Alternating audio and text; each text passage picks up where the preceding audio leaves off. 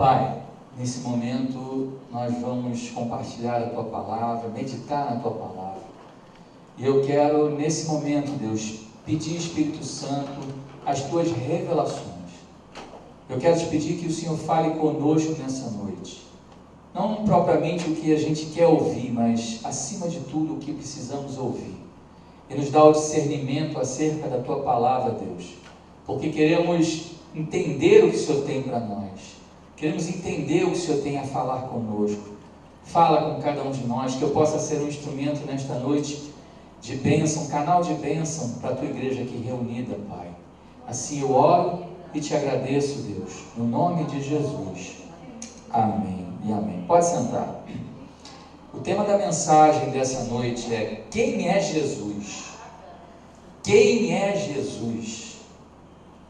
Você já parou para pensar quem é Jesus? Quem é Jesus para você?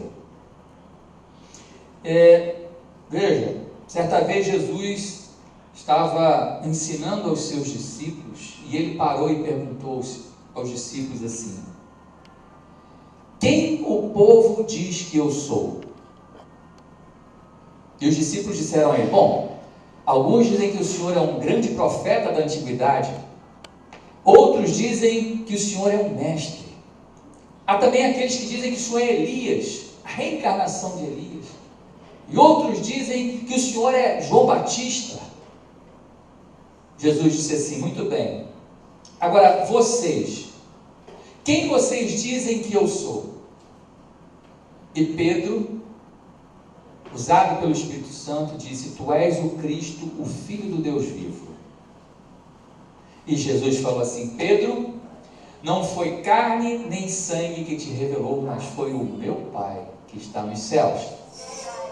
Bom, a mesma pergunta que Jesus fez aos seus discípulos eu faço para você nessa noite: quem é Jesus para você?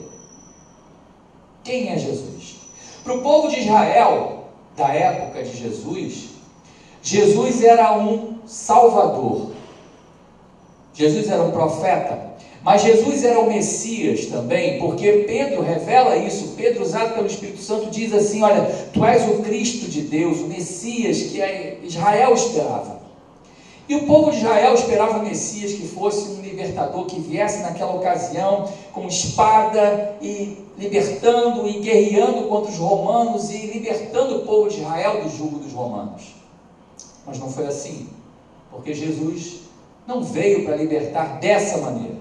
Não naquele tempo, pelo menos.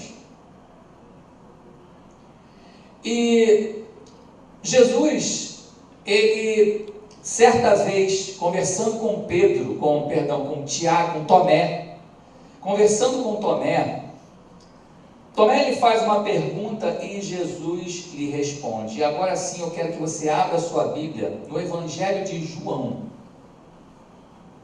João, no capítulo de número 14 e versículo de número 6. João, capítulo 14, versículo 6. Está escrito assim: respondeu-lhe Jesus: eu sou o caminho e a verdade e a vida. Ninguém vem ao Pai senão por mim. Eu vou repetir. João 14, 6. Está escrito assim: respondeu-lhe Jesus: eu sou o caminho e a verdade e a vida. Ninguém vem ao Pai a não ser por mim, ou senão por mim. Veja, nesse texto, Jesus, ele se autodefine. Ele diz e afirma que ele é o caminho, que ele é a verdade e que ele é a vida. Caminho, verdade e vida. Bom, a primeira coisa que a gente precisa entender quando a gente lê esse texto é que Jesus não veio para apontar um caminho. Jesus não veio para mostrar o caminho, porque Jesus é o próprio caminho. Jesus também não veio revelar uma verdade.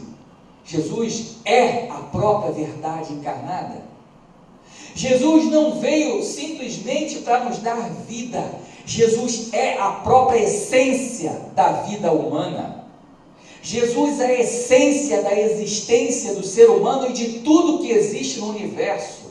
Porque o Evangelho de João, lá no capítulo 1, diz que todas as coisas foram feitas por meio de Jesus, que é a palavra, o verbo de Deus encarnado. Jesus é a própria vida. Portanto, caminho, verdade e vida são uma pessoa. E essa pessoa é Jesus Cristo. Ele é o caminho, a verdade e a vida. Agora veja. Na verdade, caminho, verdade e vida são a essência de três aspectos da pessoa de Jesus Cristo.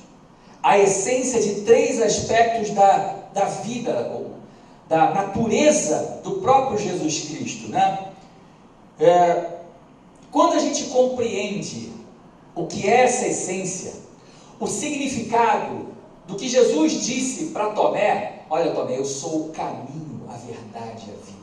Quando a gente consegue compreender isso de uma forma melhor, isso pode transformar a nossa vida. Porque a revelação do que Jesus de fato traz uma compreensão diferente do que a gente está acostumado a entender ou a ver sobre Jesus. Jesus não é só um mestre que veio ensinar. Jesus não é só um profeta que veio revelar o futuro das pessoas ou da humanidade. Jesus é o próprio Deus encarnado que se fez homem por amor a mim e a você. Porque se não fosse por Jesus, se Jesus não tivesse feito isso, nós nunca nos juntaríamos, nos uniríamos novamente a Deus. Porque quando Jesus responde a Tomé, ele diz o seguinte: Tomé, eu sou o caminho, a verdade e a vida. Ninguém pode vir ao Pai se não for por mim. E aqui a gente começa a compreender a primeira natureza de Jesus, quando ele diz: eu sou o caminho. Caminho. Jesus, ele, em primeiro lugar, ele é o caminho de acesso a Deus. Agora veja uma coisa, ele não é um dos caminhos. Porque existe um ditado popular que diz que todos os caminhos levam a Deus. Isso é mentira do diabo. É a mais pura mentira, porque Jesus, ele não é um dos caminhos, ele é o caminho, ele é o único caminho. Não há outro caminho de acesso a Deus, não há outra forma de chegarmos a Deus a não ser através de Jesus Cristo. Só Ele pode nos conduzir ao céu, só Ele pode nos conduzir à presença de Deus, só Ele pode nos salvar, mas ninguém. Não há espírito, não há santo, não há pessoa humana, não há ninguém que possa nos salvar da morte eterna, a não ser Jesus Cristo. Certa vez, Pedro, usado por Jesus, por Deus, fez um milagre. E nesse milagre, um paralítico, um coxo de nascença, voltou a andar. Um homem que mendigava na porta do templo há muitos anos. E de repente esse homem ficou curado. Curado porque foi usado por Deus. Pedro foi usado por Deus. E então os fariseus, os religiosos da época, aqueles que achavam, que pensavam que conheciam Deus, começaram a interpelar Pedro e João, porque eles haviam curado um paralítico de nascença. Então começaram a fazer uma rodinha em torno de Pedro: o que vocês fizeram? Como é que vocês fizeram isso? E Pedro então responde, e diz assim, está lá em Atos capítulo 4, versículos 8 a 12. Então Pedro, cheio do Espírito Santo, lhes disse: a autoridade do povo e anciãos, visto que hoje somos interpelados, interrogados a propósito do benefício feito a um homem enfermo e do modo por que foi curado, tomai conhecimento vós todos e todo o povo de Israel, de que em nome de Jesus Cristo, o Nazareno, a quem vós crucificastes e a quem Deus ressuscitou dentre os mortos, sim, em nome de Jesus, nesse nome é que este homem foi curado perante vós. Este Jesus é a pedra rejeitada por vós, os construtores, a qual se tornou a pedra angular. Versículo 12.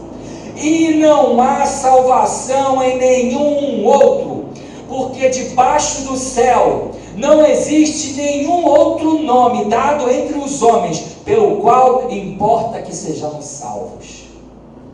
Não existe, não há possibilidade do homem ser salvo da morte eterna. E quando eu digo morte eterna, eu estou falando do inferno, do fogo que arde pela eternidade. O inferno é tão real quanto o céu é real. As pessoas acham que o inferno é uma ficção, mas não é. O inferno é real e é um lugar de tormento, só que é um tormento que não termina nunca, é um tormento que não tem fim. Se você acha que essa vida aqui é um inferno na terra, você está redondamente enganado, porque ninguém conhece o inferno.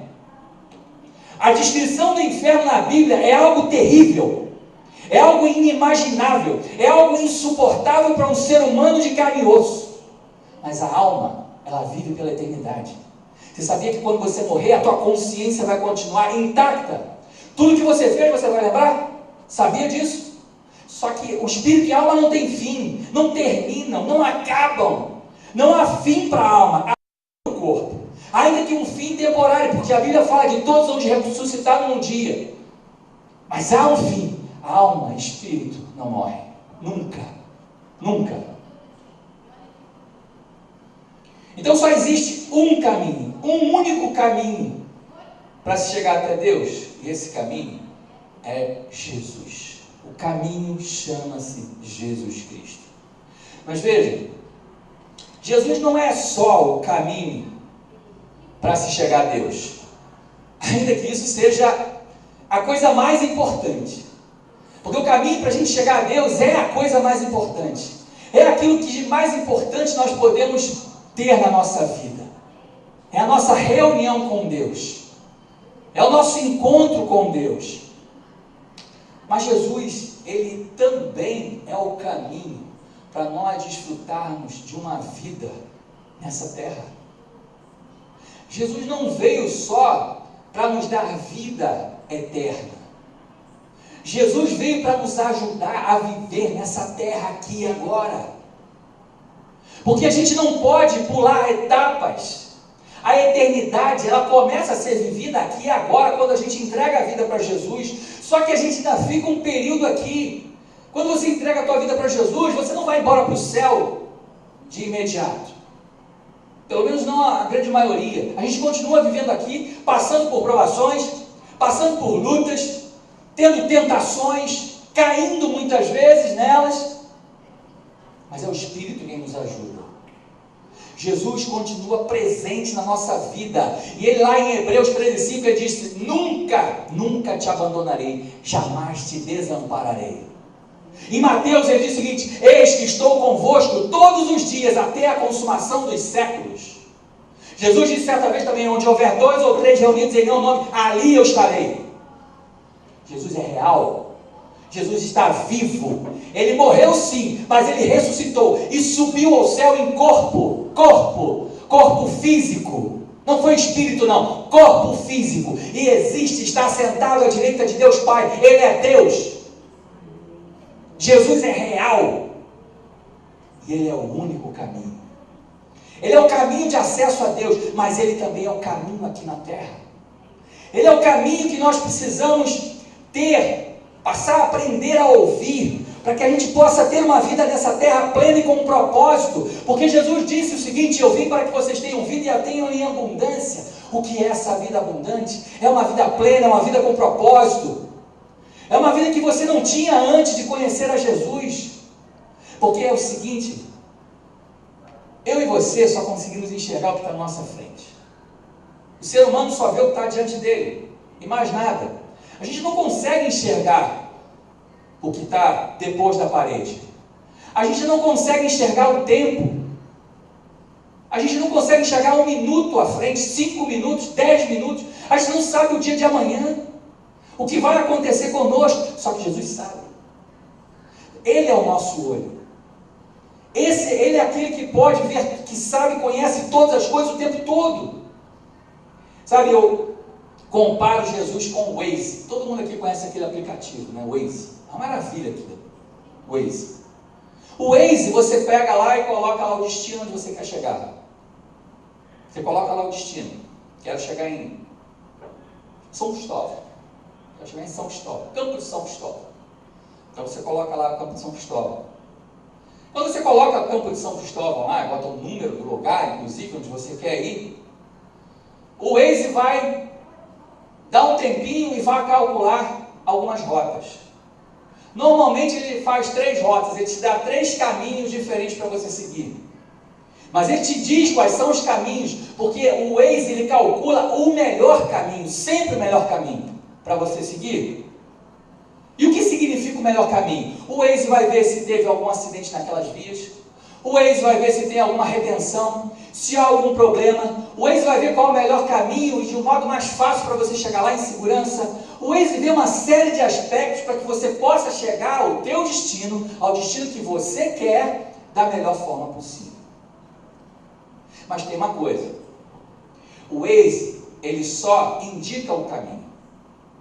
O Waze só recomenda o caminho. Não é verdade? Ele não te obriga a seguir aquele caminho. Você segue se você quiser. Você vai por aquelas rotas ali, se você quiser. Você pode tomar uma outra rota. E de repente fala assim, eu quero saber de Waze, não. Eu vou seguir por esse outro caminho aqui. E vai. Se você deixar o Waze ligado e colocar, e decidir seguir uma rota diferente daquela que o Waze traçou, o que vai acontecer é que aquela mulher vai falar assim, recalculando a rota. Não é assim? E o Waze recalcula a rota. Só que é uma coisa interessante, porque o Waze recalcula a rota a partir do ponto onde você está. Ele não te manda voltar o trajeto todinho para você fazer aquilo que ele quer que você faça. Para você seguir a rota que ele traçou. Não. Ele recalcula a rota a partir de onde você está. Porque você vai seguir para o teu destino a partir do ponto onde você está agora. E ele, a partir de agora, vai te dar o melhor caminho. Ele vai calcular novamente tudo de novo e vai te mostrar o melhor caminho a partir do ponto onde você está até o destino que você traçou. O lugar onde você quer chegar. Não é assim? É desse jeito. Com Deus é a mesma coisa. Jesus faz igualzinho ao Waze. Jesus não nos obriga a absolutamente nada. Ele traça a rota. Ele mostra o caminho que a gente deve seguir. Ele mostra o que a gente deve fazer, e de forma às vezes tão clara. Só que muitas vezes a gente faz exatamente o que a gente costuma fazer às vezes com o Waze. Fala assim, eu não quero saber dessa rota que o Waze me deu, não, eu vou seguir por outro caminho. E às vezes a gente está com os burros na água. E às vezes a gente se arrepende. Porque toma caminhos errados, toma direções erradas. Porque não quer ouvir Deus. Não quer ouvir o que Deus fala. A gente faz ouvido de mercador. Porque normalmente a gente quer caminhos mais simples, caminhos mais fáceis. Deixa eu dizer uma coisa para você. Deus sempre quer te levar ao lugar onde você quer estar. Deus quer sempre cumprir os teus sonhos.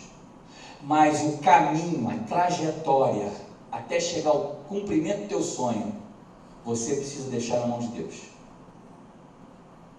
Porque a gente muitas vezes faz bobagem no caminho.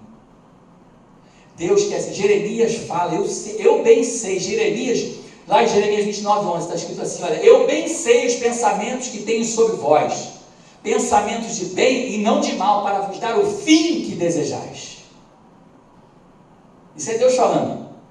Deus falou, olha, eu sei os pensamentos que eu tenho sobre vocês, mas os pensamentos que eu tenho sobre vocês são pensamentos de bênção, pensamentos bons a respeito de vocês. Eu quero dar a vocês os fins que vocês sonham, o fim que vocês desejam. Eu quero levar vocês ao destino onde vocês querem chegar. Mas o caminho precisa ser deixado comigo. É Jesus que guia o caminho. É Jesus que tem que conduzir a nossa vida nessa caminhada. Porque se a gente não permitir que Ele leve a gente, que Ele conduza os nossos passos, a gente corre um sério risco de fazer bobagem, porque a gente não enxerga um palmo adiante do nariz. A gente não consegue enxergar. o que vai acontecer ali na frente. Pode ser tudo uma maravilha e pode não ser. A gente está vivo agora e pode estar morto daqui a um minuto. Porque se Deus tirar o fôlego de vida, a gente morre. Deus é quem sabe o que a gente deve ou não deve fazer, por que caminhos a gente deve seguir para alcançar o fim que a gente deseja, para chegar ao destino que a gente quer, que a gente sonhou para a nossa vida. Deus se importa com as coisas mínimas da vida de vocês, sabia disso? Deus se importa com as coisas mínimas. Jesus disse que não cai um fio de cabelo da nossa cabeça que não esteja calculado devidamente por Deus, que não esteja previsto por Deus, que Deus não saiba, que Deus não se importe. Deus se importa com um fio de cabelo que cai. Agora você imagina, principalmente as mulheres que têm cabelo mais comprido, a gente vai ver no ralo lá a quantidade de cabelo que tem lá no ralo. Ninguém conta quantos cabelos tem lá, só que a Bíblia fala que cada fio está contado. Nada nesse universo é por acaso. Nada acontece por acaso. Deus tem o controle de todas as coisas, principalmente dos seus escolhidos, principalmente daqueles que andam com Deus, principalmente daqueles que servem a Deus, principalmente daqueles que buscam a Deus. Deus certa vez falou assim: e tu verás a diferença daquele que serve a Deus para aquele que não serve a Deus. Não sou eu quem estou falando, Deus falou isso. E tu verás a diferença daquele que serve a Deus para aquele que não serve a Deus. Veja, por que a gente erra normalmente no caminho? Por que mesmo a gente ouvindo a voz de Deus às vezes, que nos manda seguir por um determinado caminho, a gente escolhe seguir um outro caminho, na vã ilusão de que esse caminho é o melhor? Por quê? Porque a verdade é que normalmente a gente quer tomar o caminho mais curto, o caminho mais fácil e o caminho mais prazeroso. Mais curto, mais fácil e mais prazeroso. A gente só quer fazer nessa vida o que nos dá prazer, o que nos traz contentamento, o que nos traz alegria, principalmente se for momentânea, se for aquela coisa instantânea, né? Porque a gente está vivendo uma geração que não quer esperar absolutamente nada. As pessoas não têm paciência para esperar nada, tudo tem que ser assim, ó. Apertar, bota lá, digita lá o micro-ondas e a comida está pronta, e você liga a internet e você pede um negócio, daqui a pouco está chegando, e é desse jeito. Ninguém quer esperar, tem paciência para esperar nada. Então a gente quer sempre um caminho mais curto para a gente poder chegar mais rápido ao destino. A gente quer sempre o caminho mais prazeroso, porque nós estamos vivendo uma geração que não quer se privar de absolutamente prazer nenhum. Tudo é feito em prol do prazer.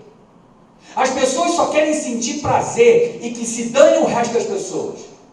Porque muita gente se fala de liberdade, mas porque tem que dar liberdade, tem que respeitar a opinião do outro. Só que eu digo para você que nós vivemos em sociedade. Se você quer ter o teu direito respeitado, você precisa respeitar o do outro. Tem que respeitar. E normalmente, quando você tem que respeitar, quando você passa a respeitar o direito do outro, normalmente você vai acabar fazendo coisas que desagradam a você. É assim, são concessões que a gente precisa fazer para a gente viver em sociedade. A gente não pode querer que a nossa vontade seja feita o tempo todo. Mas é isso que essa geração faz. É isso que essa geração está pensando. Ela quer que os desejos dela sejam satisfeitos o tempo todo e não querem abrir mão de prazer nenhum. Então, normalmente, a gente ignora solenemente a voz de Deus para seguir o caminho que nos dá mais prazer, para seguir o caminho que nos dá mais contentamento, para seguir o caminho mais fácil, o caminho mais curto.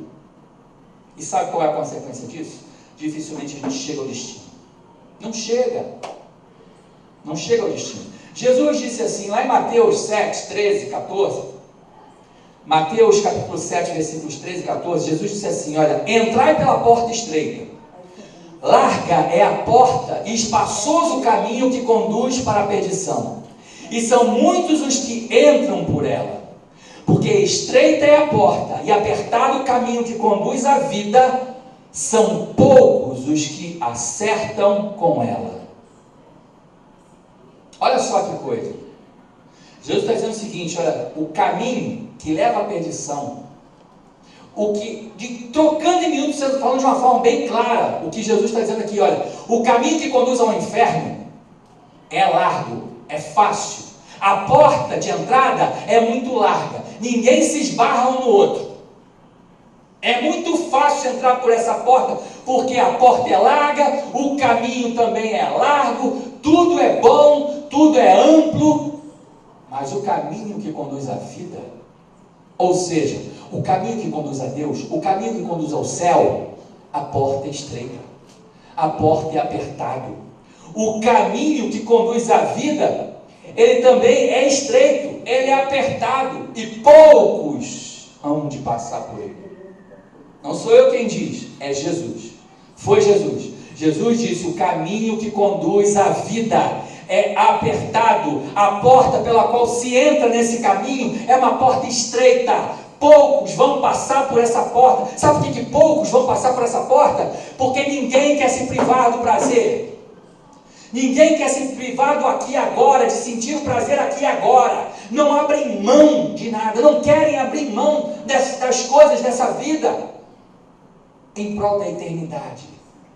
E aí é o seguinte, é como se você estivesse imaginando, Jesus falou de 2 caminhos, vamos imaginar aqui 2 caminhos então, vamos tentar ilustrar isso. Imagina 2 caminhos paralelos, um do lado do outro, e você tem um caminho em que a rua é enormemente larga, muito larga, tem um portão enorme, bonito, um portão cercado de flores, mas esse portão é largo, todo folheado a ouro, a rua toda pavimentada, sabe, bonito, sabe aquela coisa bonita, com jardins à esquerda e jardim à direita, e uma estrada no meio, a estrada toda pavimentada, a estrada toda bonita, estrada muito larga, ninguém se esbarra um no outro, é bom demais de entrar ali, é agradável aos olhos, porque você olha para um lado e para o outro, você vê campos bonitos, você vê flores, vê lugares maravilhosos ali, montanhas, e aí você segue aquele caminho, porque aquele caminho é mais agradável. Do lado desse caminho tem um outro portão, na entrada você vê esse portão maravilhoso, e ao lado desse portão maravilhoso tem um outro portão, um portãozinho simples, de madeira, estreito, apertado, só passa um, é o caminho do Havaium, só passa um, mas é aquele caminho feio, e aí você passa por aquele portão, você tem uma estradinha, que começa a ter um monte de altos e baixos, um monte de pedra no meio do caminho, o caminho não é pavimentado não, o caminho é esburacado, o caminho é cheio de buraco, o caminho é cheio de sobe e desce, é cheio de morro, e aí você tem esses 2 caminhos. O que acontece? A maior parte das pessoas olha de fora para esses 2 caminhos e fala assim: eu seguir por esse caminho esburacado, feio, pô, isso não me dá prazer nenhum, cara. Andar por esse caminho feio aí, eu não quero não. Olha o trabalho que vai me dar, eu vou ter que subir morro, descer morro, eu vou ter que me desviar de pedras que estão no meio do caminho, eu não quero isso não. Olha o outro caminho ali, o outro caminho tem um portão bonito, largo, tem um arco lindo na entrada, todo florido, um portal todo de ouro, uma rua pavimentada, um caminho maravilhoso, eu vou por esse caminho. É exatamente isso que Jesus está dizendo aqui.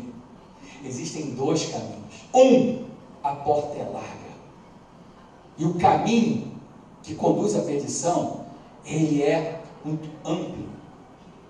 A porta que conduz à vida, ela é apertadinha, estreita, e o caminho é pedregoso, o caminho não é fácil não, o caminho que conduz à vida, é um caminho que necessariamente vai te fazer abrir mão de muita coisa, de muito prazer, de muita coisa que você não quer abrir mão, não quer largar.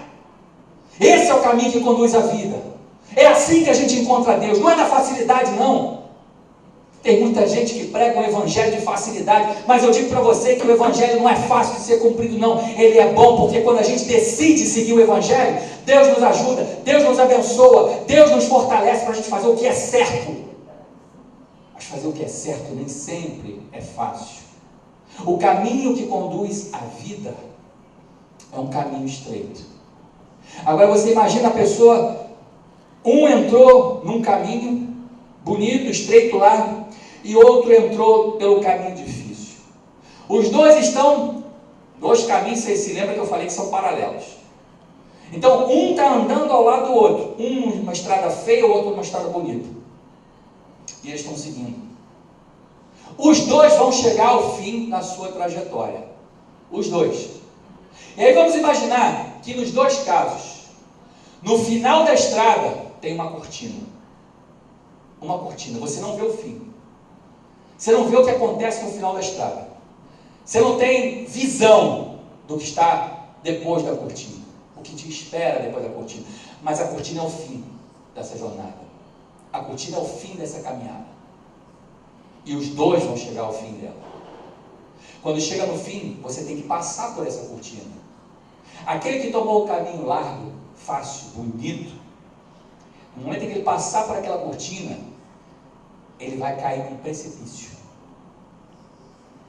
Ele vai descer, e vai descer fundo. Ele não vai ter coisas boas.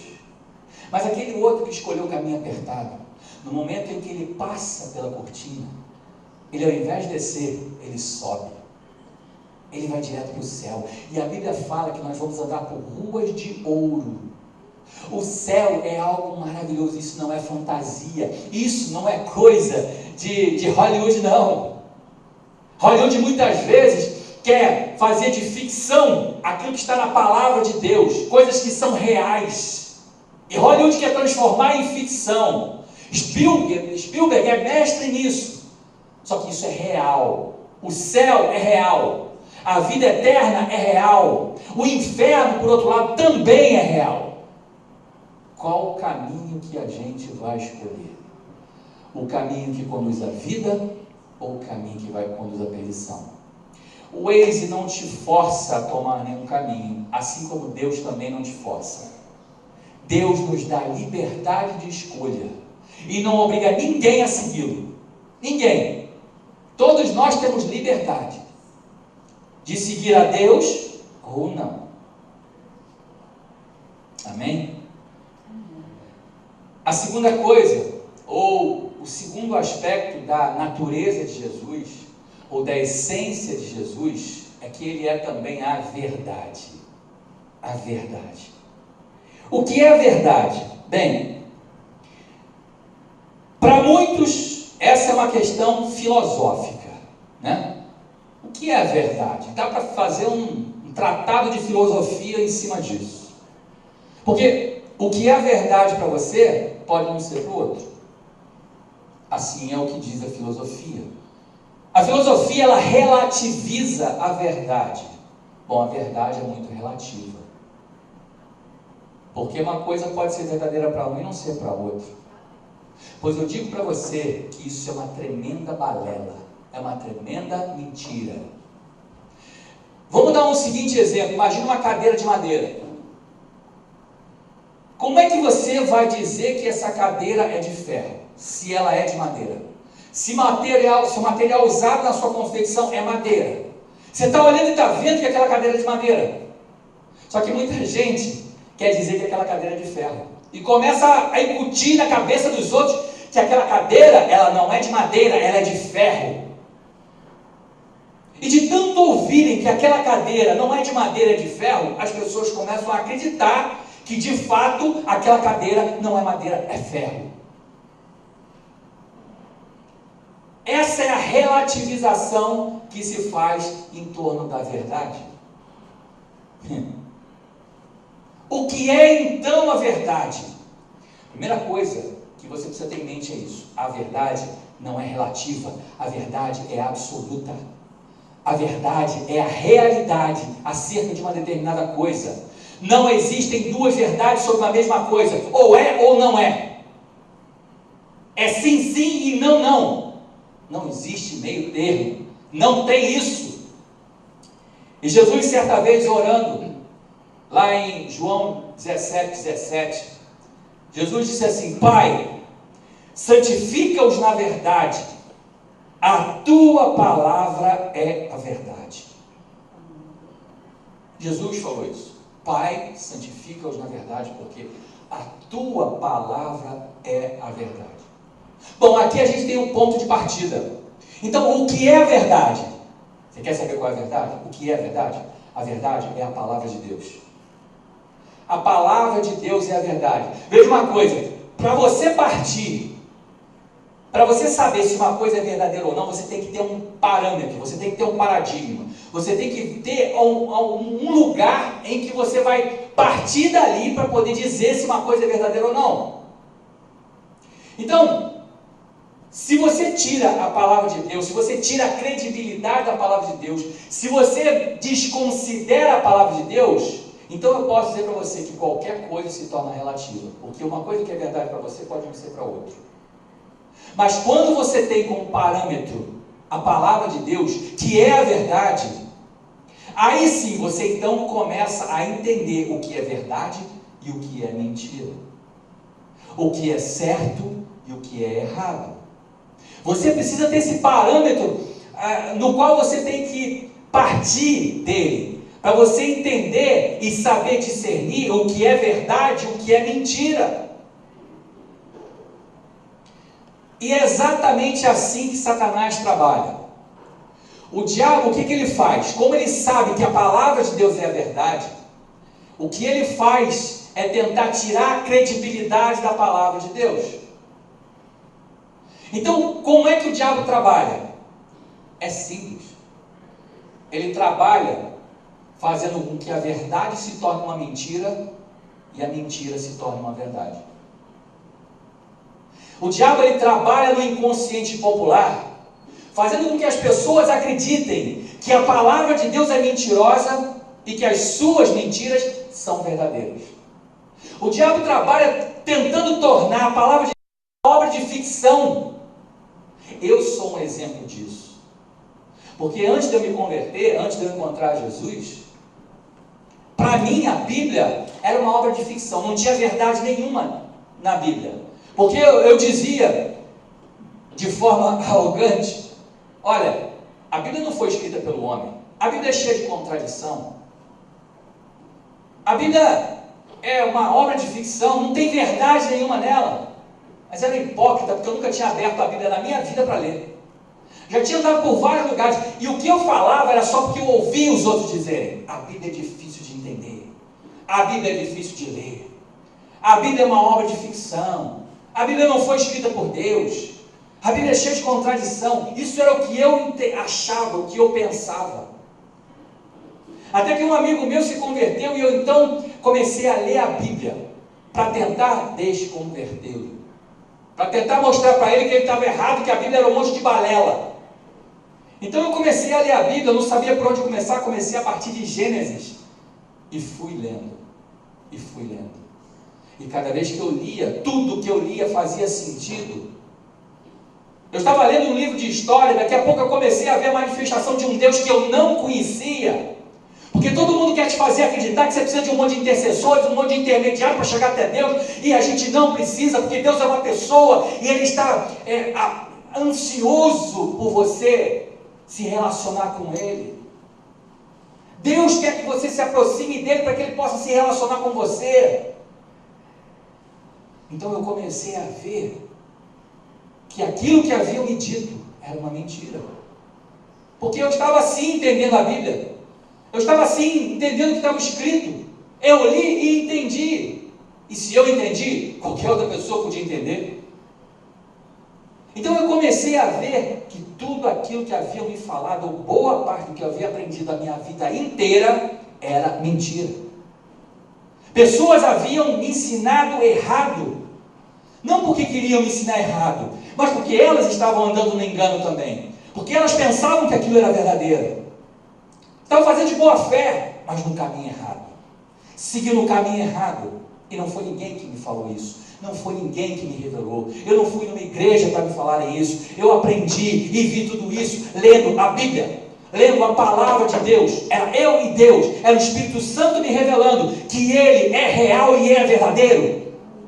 Deus é verdadeiro, a palavra de Deus é verdade, a palavra de Deus é real. Ela é o nosso parâmetro do que é verdadeiro, do que é falso. E é exatamente por causa disso que Satanás quer tirar a credibilidade da palavra e dizer que quem lê essa Bíblia aí é fanático. E dizer que quem lê a Bíblia é um monte de gente que não tem entendimento. Vou dizer para você que quem tem entendimento é aquele que lê a Bíblia. Quem tem entendimento da verdade é aquele que lê a palavra, que come a palavra, que ama a palavra. Esse tem entendimento. Porque a esse Deus mostra a verdade. Aquele que fica dando ouvidos ao que o povo diz, que todos os caminhos levam a Deus, que a palavra de Deus, que a Bíblia é ficção. A esses Deus não se revela, a não ser que ele se arrependa e queira conhecer a palavra, e aí Deus vai se revelar. Porque isso aconteceu comigo, pode acontecer com você, pode acontecer com qualquer pessoa. A palavra de Deus é a verdade. Então o que acontece? Quando uma pessoa ela deixa de crer na verdade da palavra de Deus e passa a crer nas mentiras do diabo como sendo verdades, ela entra num cativeiro de alma. Ela se torna um cárcere. Ela entra num cárcere em que Satanás passa a manipular a vida dela. Isso é real. Porque o diabo, ele manipula a vida das pessoas por meio da mentira. Essa é a estratégia. E Jesus falou, o diabo é o pai da mentira. Não sou eu quem falo, foi Jesus quem disse. O diabo, ele está desde o começo, ele é o pai da mentira. A única coisa que Satanás tem de original é ser um mentiroso. É a única coisa, porque de todo o resto Satanás só copia. Ele é um mentiroso por excelência. Ele é o pai da mentira. A mentira nasceu nele, nasceu com ele. E o que ele faz é disseminar a mentira, para fazer com que as pessoas se afastem de Deus e se afastem da verdade da palavra de Deus. Então ele torna a palavra de Deus uma mentira para as pessoas. E quando você acredita nas mentiras do diabo, quando você deixa de crer na palavra de Deus e passa a acreditar na mentira do diabo, você então se torna uma presa fácil para ele, você se torna manipulável, você entra num cativeiro, entra numa prisão, ele te acorrenta e dali você não sai, até que você conheça a verdade. Só é possível você sair do cativeiro desse através da verdade. E foi por isso que Jesus disse lá em João 8, 32 e 36, João 8, 32 e 30, em versículos 32 e versículos 36, Jesus disse assim, olha, e conhecereis a verdade, e a verdade vos libertará. Por que a verdade nos liberta? Porque o que encarcera é a mentira. É simples de entender. Jesus só disse que a verdade liberta, porque o que coloca você na prisão é a mentira. No versículo 36 ele disse, se pois o Filho vos libertar, verdadeiramente sereis livres. Se pois o Filho vos libertar, verdadeiramente sereis livres. Quer ser livre? Quer liberdade? Comece a buscar a verdade da palavra de Deus. Jesus é a verdade. Jesus é a própria verdade encarnada. Jesus não veio simplesmente dizer a verdade, ele é a própria verdade. Ele é a essência da verdade, ele é a própria natureza da verdade. Jesus é o único que pode nos libertar do cativeiro da mentira. Agora veja uma coisa. As mentiras do diabo, elas nunca são claras. Satanás, ele trabalha com sofismas. O que é isso? Sofismas são aqueles enganos sutis. São mentiras com aparência de verdade. Muitas vezes existem, claro, as mentiras que são escrachadas, aquelas mentiras que são claras. Mas normalmente Satanás trabalha com engano sutil. É aquela coisa que te faz ficar na dúvida, meu Deus, mas isso aqui só pode ser verdade. Isso aqui não tem como ser mentira. E aí você vai e embarca naquela mentira e vai embora. O diabo não trabalha com mentiras claras. Ele trabalha com sutilezas. Vou dizer uma coisa para você, ninguém tropeça em montanha. Todo mundo tropeça em pedrinha. Não é em montanha que a gente tropeça, é em pedras pequenas. O diabo usa os enganos sutis para nos fazer desviar da verdade e tomar o caminho da mentira. Em Colossenses, capítulo 2, nos versículos 4 8, 18, 19, 20, 23. Colossenses capítulo 2, a partir do versículo 4, está escrito assim. Eu vou ler com você, depois você anota se você quiser. Colossenses capítulo 2, no versículo 4 está escrito: eu lhes digo isso para que ninguém os engane com argumentos que só parecem convincentes. Versículo 8: tenham cuidado para que ninguém os escravize a filosofias vãs e enganosas, que se fundamentam nas tradições humanas e nos princípios elementares deste mundo, e não em Cristo. Versículo 18: não permitam que ninguém que tenha prazer numa falsa humildade e na adoração de anjos o impeça de alcançar o prêmio. Tal pessoa conta detalhadamente suas visões, e sua mente carnal o torna orgulhosa. Versículo 19: trata-se de alguém que não está unido à cabeça, a partir da qual todo o corpo, sustentado e unido por seus ligamentos e juntas, efetua o crescimento dado por Deus. Versículo 20: já que vocês morreram com Cristo para os princípios elementares deste mundo, porque como se ainda pertencessem a Ele, vocês submetem às regras: não manuseie, não prove, não toque. Todas essas coisas estão destinadas a perecer pelo uso, pois se baseiam em mandamentos e ensinamentos humanos. Essas regras têm de fato aparência de sabedoria, com sua pretensa religiosidade, falsa humildade e severidade com o corpo, mas não tem valor algum para refrear os impulsos da carne. Olha só que coisa interessante que Paulo fala. Paulo fala uma série de coisas aqui, mas o resumo de tudo o que Paulo diz é o seguinte: olha, não se deixem levar por essas filosofias, pelas religiões criadas pelo homem. Deixa eu dizer uma coisa para você: nenhuma religião leva o homem para o céu, nenhuma, nem a religião evangélica, você sabia disso? Nem o espiritismo, nem o catolicismo romano, nem o shintoísmo, nem o budismo, nenhuma religião tem o poder de reconectar o homem a Deus. Só existe uma pessoa que pode fazer isso, e se chama Jesus Cristo. Não é religião que salva o homem, não é religião que salva a humanidade, não é ser um religioso. Jesus não está atrás de religiosos, Jesus está atrás de pessoas que queiram se relacionar com Ele, que é uma pessoa. É isso que Deus quer. Deus quer relacionamento. Deus não quer religião. Deus não quer a tua religiosidade. Deus não quer que você fique fazendo uma série de rituais. Deus não está preocupado com ritual. Deus está preocupado com o teu coração. Cristianismo não é religião. Cristianismo é modo de vida. Cristianismo é estilo de vida. Cristianismo não é vir para a igreja sempre, ainda que você precise fazer isso. Cristianismo é uma vida cristã, é uma vida amparada em Cristo, é uma vida em que você dia após dia vai seguir de acordo com os parâmetros de Cristo. Sei que muitas vezes a gente fraqueja, a gente não consegue, mas a gente precisa tentar, a gente precisa buscar, a gente precisa querer fazer isso, seguir a verdade. Seguir a verdade, olhar para frente, não para trás. Esquece o que ficou para trás, olha para frente, porque Deus tem coisa nova para a tua vida. Deus tem algo novo, Deus tem algo tremendo para a tua vida, e é tudo novo. Porque a Bíblia fala que aquele que está em Cristo é nova criatura. Todas as coisas velhas ficaram para trás, passaram, e eis que tudo se fez novo. É o que diz a palavra de Deus. Veja, não se deixe enganar.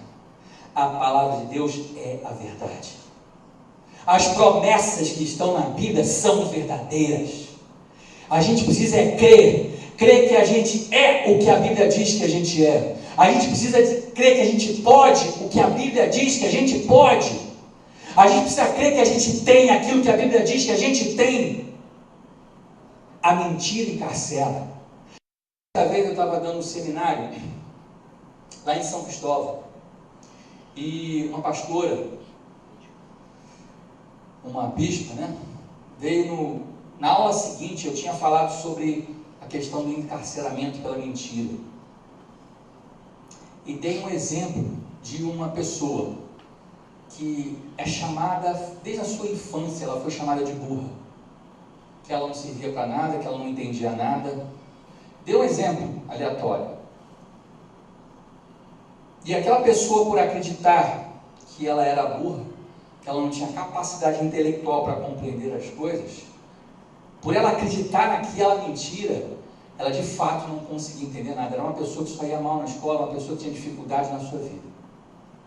Na aula seguinte, na semana seguinte, essa pastora, que era uma professora de crianças do município, se eu não me engano, ela veio me procurar e falou assim: bispo, olha, Deus é tremendo, porque no dia seguinte que o senhor deu aquela aula, eu fui para a aula de manhã com os meus alunos, e lá tinha uma menina.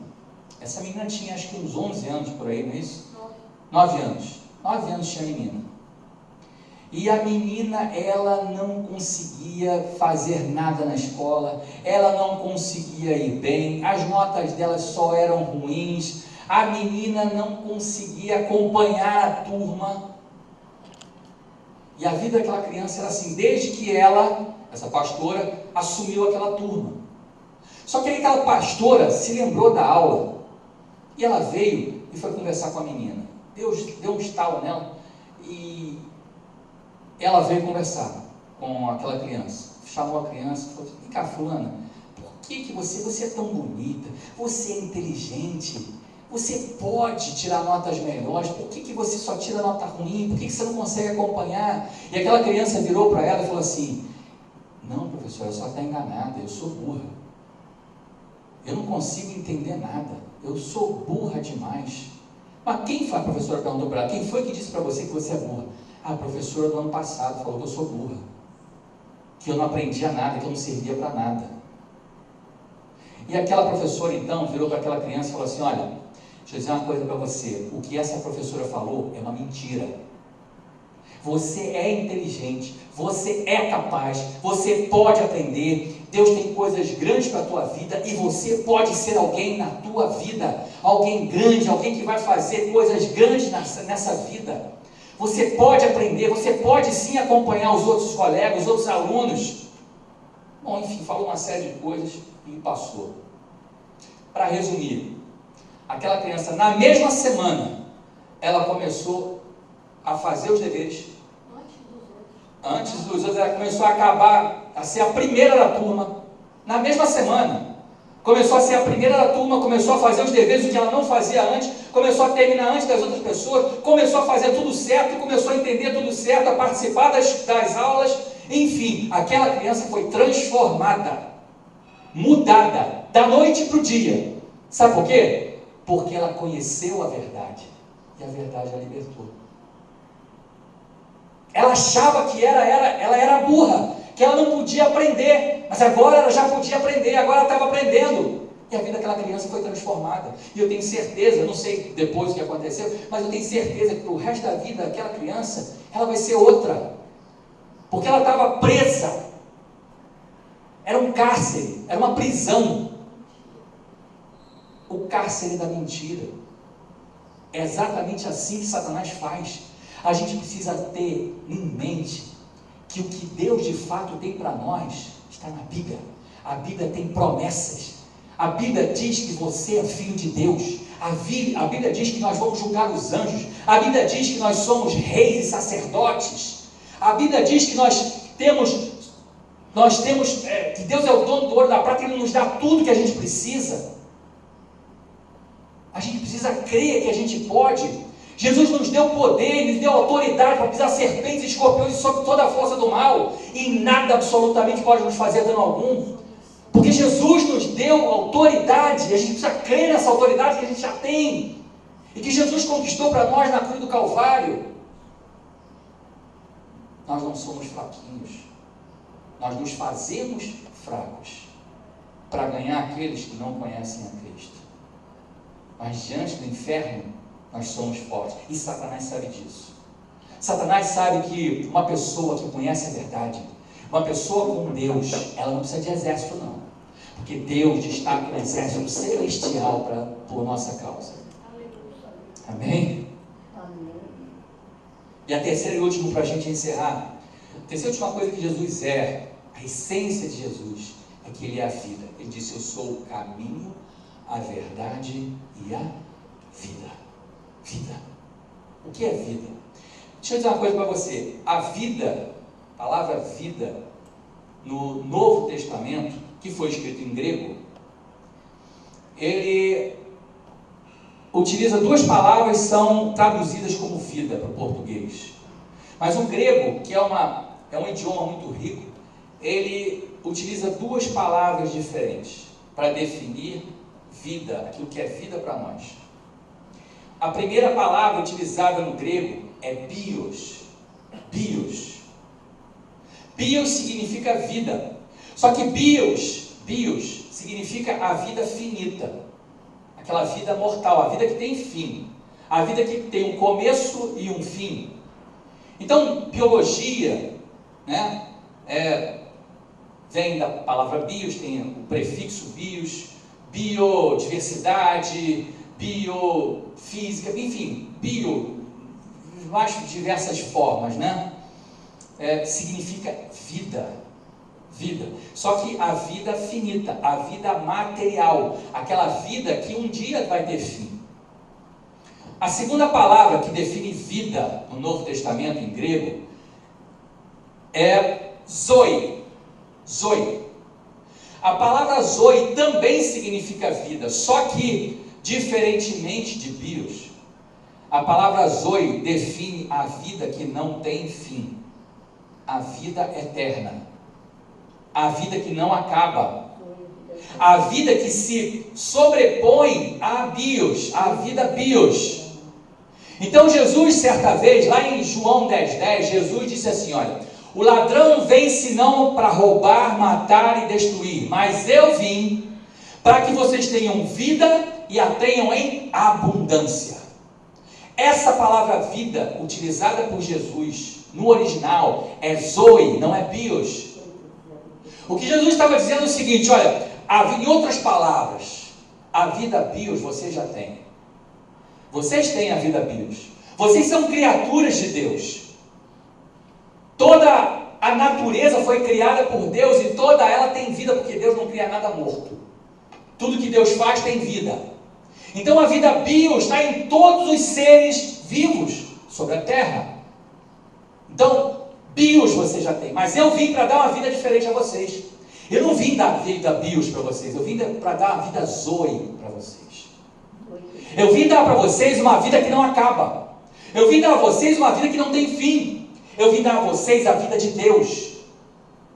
Essa é a vida que Jesus nos dá quando a gente o recebe no nosso espírito, nossa vida, nosso coração. Quando a gente entrega a vida para Jesus, é automático. Nós passamos a receber o zoe de Deus, a vida de Deus. A vida de Deus é introjetada no nosso espírito, no nosso ser, e a gente revive.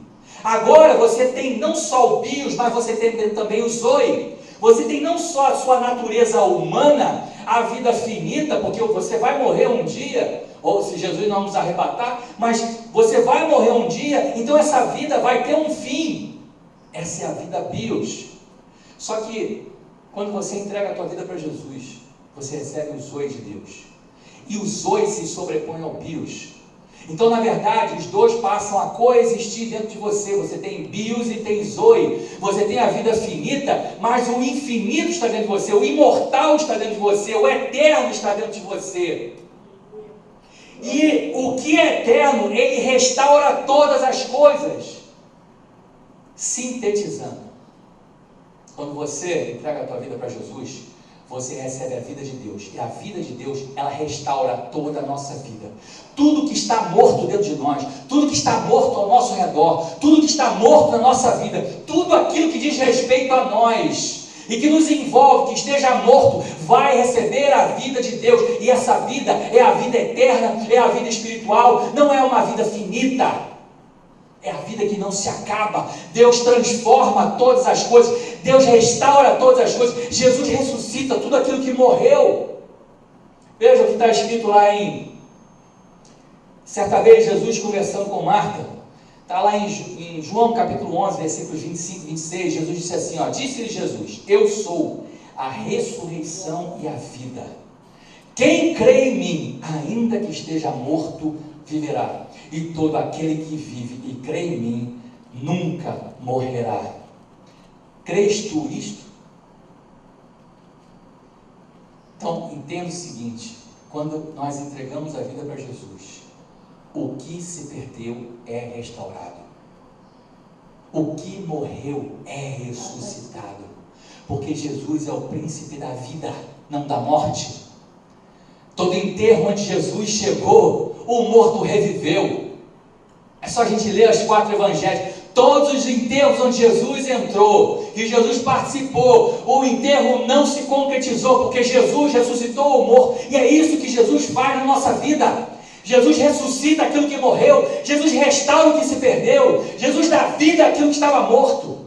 É isso que Ele faz por nós. Ele nos dá vida, o zoe de Deus é introjetado em nós, e a gente passa a viver, não só pela eternidade, mas a eternidade ela vem até nós agora. A gente passa a viver a eternidade daqui para frente, e quando você morrer nesse corpo, você vai direto para o céu, está para sempre com o Senhor.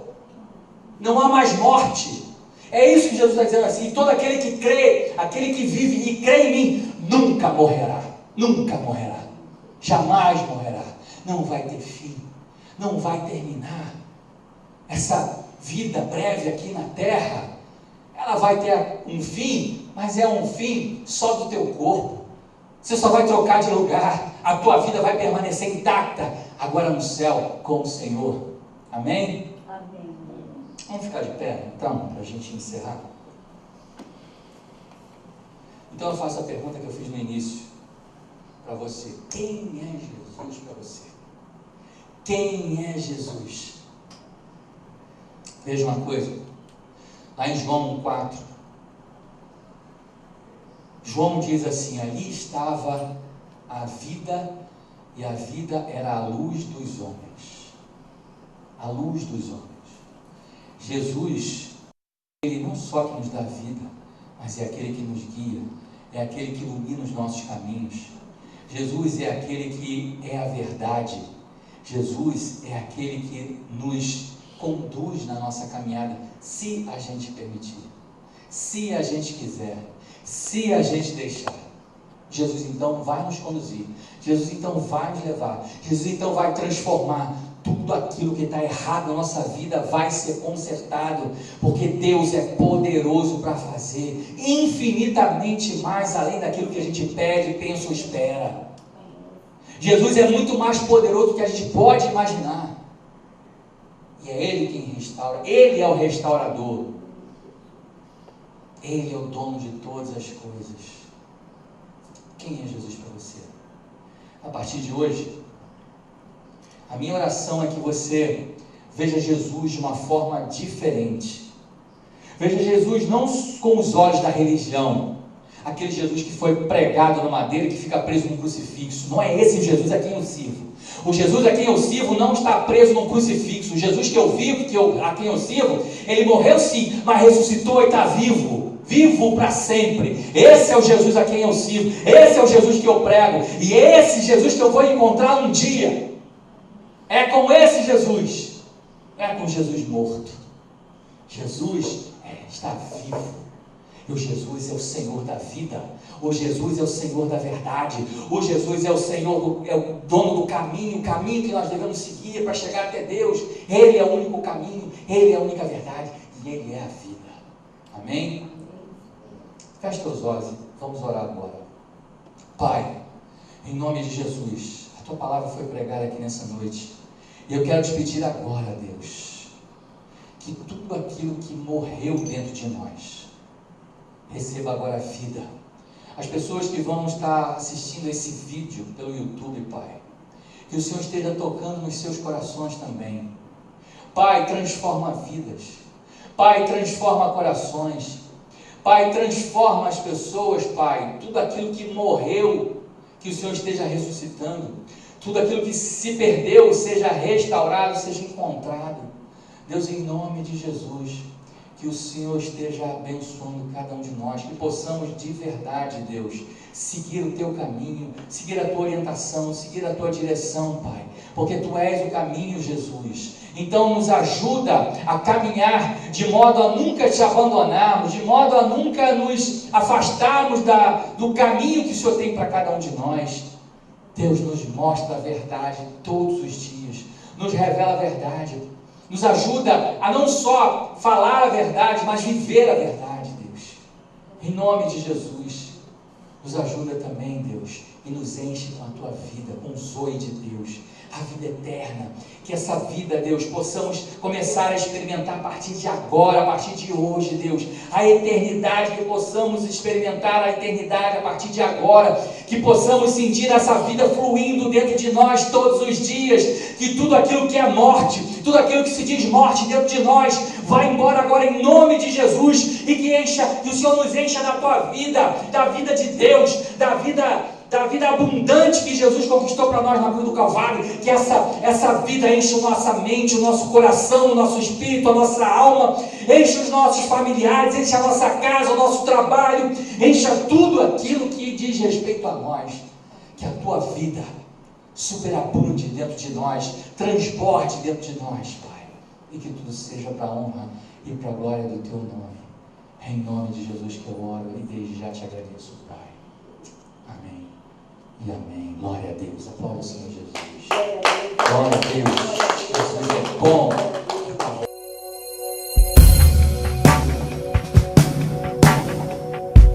Olá, eu sou o Robson, ela é Rosana, e nós somos pastores da Igreja Life, aqui na Barra da Tijuca. E a gente está aqui hoje para fazer um convite todo especial para você. Venha nos visitar. Isso mesmo, os nossos cultos são sempre aos domingos, às 18 horas. Esperamos por você. Até lá.